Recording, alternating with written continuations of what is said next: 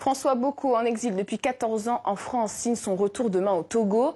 L'opposant est notre invité de la semaine. Bonsoir François Boko. Bonsoir madame. Alors vous avez quitté votre pays en 2005, en plein processus électoral, alors que vous étiez ministre de l'Intérieur. Alors avant d'évoquer votre retour, quelles étaient les circonstances de votre départ ? J'ai effectivement quitté mon pays à la suite d'une démission de mes fonctions de ministre de l'Intérieur parce que je ne pouvais pas supporter que la vie de mes concitoyens soit en danger pour la conquête d'un pouvoir. Et donc à la suite des informations précises que les services de renseignement qui étaient sous ma responsabilité m'ont envoyé, m'ont mis à disposition, j'ai pris la décision de proposer au président de la République par intérim la possibilité de surseoir à un processus électoral chaotique qui mettait en danger la vie de mes concitoyens.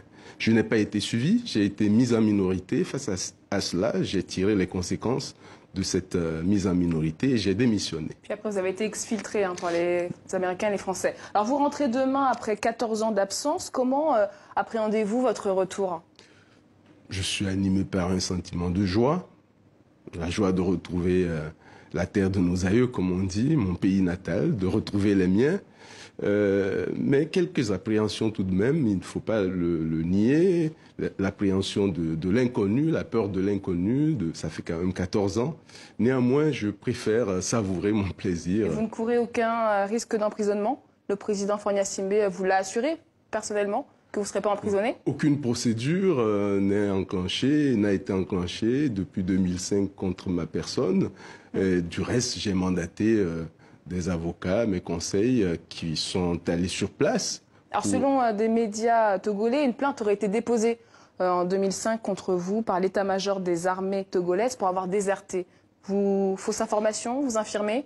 Mon avocat, qui est actuellement au Togo d'ailleurs, a parcouru les autorités judiciaires, les autorités militaires, et à sa connaissance, aucune plainte n'a été déposée contre ma personne. Et de toutes les façons, si plainte il y avait, vous savez que le Togo est lié avec la France par une coopération judiciaire qui a un cadre précis. J'aurais été interrogé, il y aurait eu des commissions rogatoires pour m'interroger. Donc je pense que là, il y a du bluff, des intimidations, des menaces. En tout cas, c'est ce que mes avocats qui étaient sur place ont conclu. Et quel est l'intérêt aujourd'hui pour le pouvoir de vous laisser rentrer au Togo ? Vous savez, je pense que le pouvoir a un intérêt à aller à l'apaisement. De toutes les façons, la décision que j'ai prise, la grave décision que j'ai prise de rentrer dans mon pays après 14 années d'exil n'est pas le fruit d'un hasard. Cette décision a été motivée et fait suite à des discussions par émissaires interposés entre le chef de l'État et moi-même. Le chef de l'État m'a dépêché, m'a fait l'honneur de me dépêcher 3 émissaires pour me proposer un retour sécurisé. J'ai saisi sa main tendue et je lui ai aussi envoyé des émissaires qui ont réussi à obtenir de lui un accord de principe sur un retour sécurisé. Et je dois avouer aussi que cet accord de principe a été du reste confirmé aux autorités françaises, puisque vous savez que depuis 14 ans, je suis sous la protection des autorités françaises. Et c'est à partir de cet accord de principe confirmé, et après avoir consulté les partenaires qui en 2005 avaient contribué à mon exfiltration, que j'ai pris la décision de rentrer. Vous rentrez en accord avec le pouvoir, on a bien compris. La question qu'on se pose aussi, c'est est-ce que vous avez négocié quelque chose avec le pouvoir ? Non, je vous ai dit, il n'y a pas eu de négociation, il y a eu des discussions par émissaires interposés. Et les discussions ont porté essentiellement sur les garanties de sécurité et sur l'établissement de mon passeport. Et vous savez que depuis, en dépit des promesses du chef de l'État, ni les modalités de sécurité n'ont été définies. Le ministre de la Sécurité a refusé de recevoir la délégation d'émissaires. L'avocat qui était sur place depuis toute la semaine n'a pas été reçu. Et le passeport n'a pas été établi, tout simplement parce que le certificat de nationalité que j'ai déposé, que mon avocat a déposé, n'a pas connu une suite favorable jusqu'à présent. Néanmoins, ce sont des détails. Pour moi, l'essentiel... On va justement revenir au calendrier. Vous rentrez 1 an pile avant la présidentielle. Est-ce que vous serez candidat en avril 2020 ? Il est trop tôt. 2020, c'est demain, mais c'est encore lointain. Il est trop tôt pour dire si je serai candidat ou pas. Mais je dois dire qu'en ce qui concerne la question de servir mon pays, je ne veux rien m'interdire.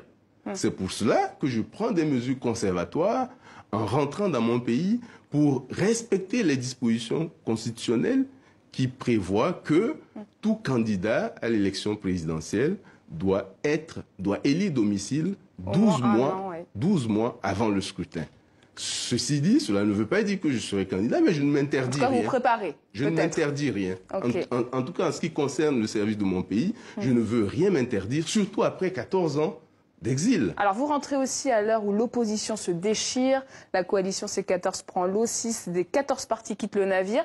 Quel rôle pensez-vous jouer dans cette situation en revenant au pays? Je reviens au pays d'abord pour retrouver les miens.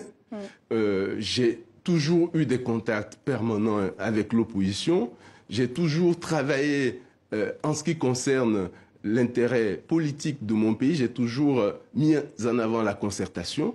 Je vais continuer cette concertation et en temps opportun, je ferai une offre politique si je suis candidat. Quel rôle vous allez jouer dans l'opposition? Même si vous n'êtes pas candidat à la présidentielle. Je veux aider à la réconciliation de ce pays. Vous savez, mon pays, le Togo, est déchiré, est miné depuis des décennies par des antagonismes politiques, affichés clairement, et pris en otage par deux postures. L'une de conservation, vaille que vaille du pouvoir, et l'autre, une opposition trop idéologique pour être pragmatique. Je veux aider à établir des passerelles entre ces deux postures. Je veux aider à réconcilier les Togolais. Je veux mettre mon expertise au service de la réconciliation. Concrètement, que proposeriez-vous? Je veux aider à établir des passerelles. Je vous le dis, en temps opportun, je ferai une offre politique. Et je vais me déterminer en fonction de cette offre politique et je vais voir clairement si les Togolais aspirent réellement à tourner la page des décennies de déchirure qui entament leur développement.